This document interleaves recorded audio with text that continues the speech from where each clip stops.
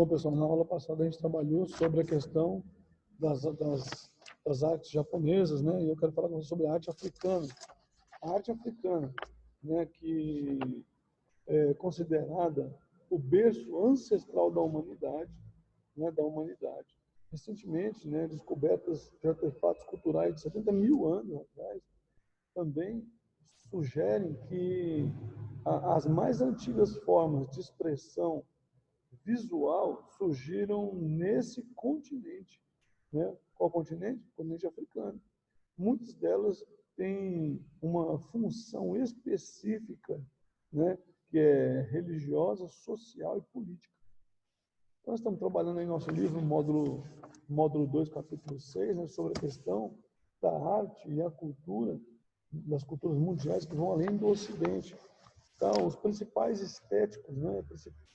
Princípio estético desse trabalho, a arte estética, as obras seguem um padrão religioso entre o baulé, por exemplo, da Costa do Marfim, e a escultura de figura humana, que enfatiza um corpo forte, musculoso, né?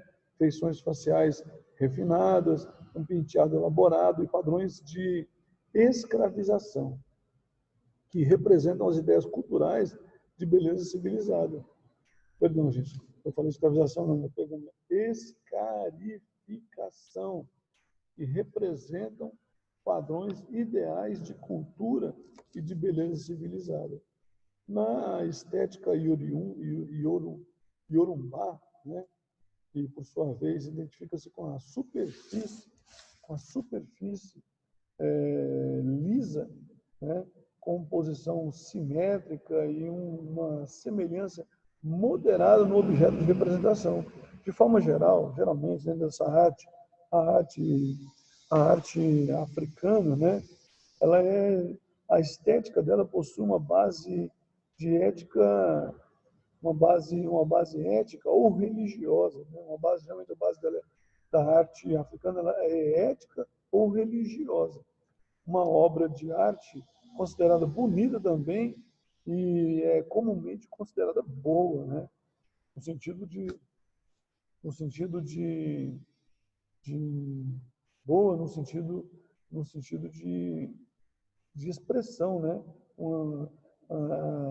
Que expressa valores morais, né? Em muitas sociedades africanas, é usada na mesma palavra bonito e bom, né? Que também é usado na sociedade africana, bonito e bom, que sugere uma forte correspondência entre essas duas ideias, né? Bonito e bom. Além de ser bonita, ela é uma boa arte. A figura humana é a figura humana, né? Nesse quesito arte africana, né? A figura humana é o principal tema representado pelos artistas africanos. A cultura, né, muitas vezes se distanciam das proporções naturais, seguindo geralmente uma convenção, né, uma convenção para simplificação e ampliação de determinadas partes humanas. Por exemplo, mais comum representação maior é a cabeça em relação às outras partes do corpo, né? Então, assim, formal,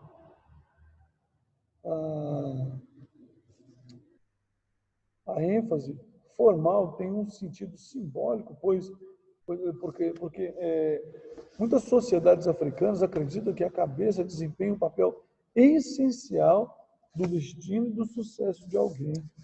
Também é comum na prática, né, da representação hierárquica, na qual a figura de maior importância é representada com maior tamanho. Por exemplo, se você olhar para algumas expressões artísticas, elas vão ser assim, mais altas, maiores, né?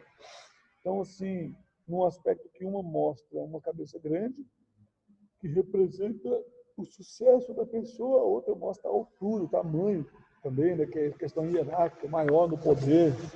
Então você vê que a arte ela fala muito, as esculturas muitas vezes essas culturas muitas vezes se distanciam da proporção natural, seguindo geralmente elas seguem sua proporção natural. É, é muito comum, né, você ver isso, quando eu falei para você, essa expressão física diferenciada nesse aspecto aí. Então, assim, o uso de animais na iconografia da arte africana está muito relacionado a uma questão um fator metafórico. Um rei, por exemplo, pode ser associado a um búfalo por sua força, determinação, né? Então você vai ver essa associação sendo usada aí no quesito arte, né? Da arte africana. A representação de animais consumindo outros animais também pode remeter à competição espiritual, força, né? E as forças sociais.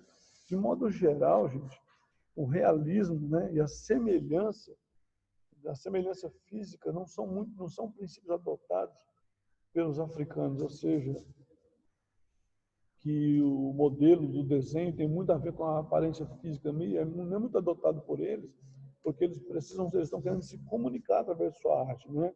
Então, muitas formas de arte africana são caracterizadas pelo princípio da abstração, né, em diferentes graus do naturalismo e do idealismo de formas geométricas. Então, assim, há muitas tradições religiosas na África relacionadas a uma sociedade em particular. Existem alguns elementos, né, em comum, como a crença em um Deus criador, que raramente são representados na arte. A deidade suprema é convocada por intermediários ou espíritos menores, né, que podem estar relacionados ao mundo natural e ao controle de poderes e fenômenos naturais. Então, pessoal, observando a arte africana, a arte da cultura africana, do continente africano, em vários aspectos, elas se diferenciam muito de umas das outras formas de representação. Quando eu falo arte africana, eu não posso achar que a África que todo o país, todos os territórios lá que estão divididos na geopolítica, né, tudo aquilo se representa, porque a África, na verdade, quando fala de arte africana, deveria me trazer um diferenciamento um pouco maior, porque a África é um continente, então, que tem vários países, né? Então, eu não posso simplesmente dizer que a África, todo o país é África. A África é o continente, então tem os países, pequenos países, e o continente africano, que nem a Europa. Eu não posso dizer que a Itália é a Europa. Eu não posso dizer que Moçambique é a África. Moçambique está no continente africano. Então, você vai ver aí diferentes formas de expressão artística dentro do continente africano.